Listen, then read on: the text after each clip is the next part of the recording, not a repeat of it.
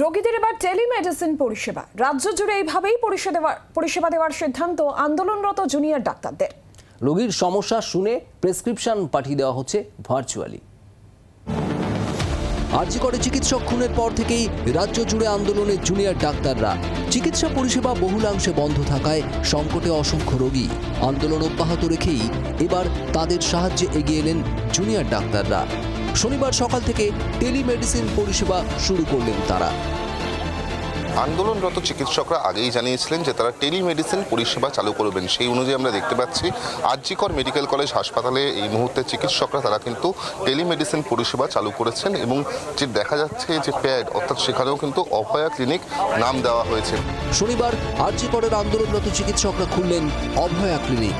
সকাল 10টা থেকে 2টো পর্যন্ত রাজ্যের সব জুনিয়র চিকিৎসক আন্দোলন চলাকালীনই এভাবেই রোগীদের সমস্যার কথা শুনবেন, প্রেসক্রিপশন পাঠিয়ে দেবেন হোয়াটসঅ্যাপে।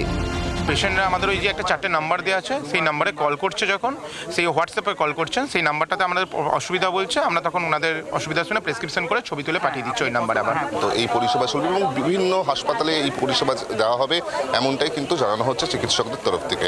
জি 24 ঘন্টার জন্য ক্যামেরায় প্রশান্তর সঙ্গে বিক্রম দাস, কলকাতা।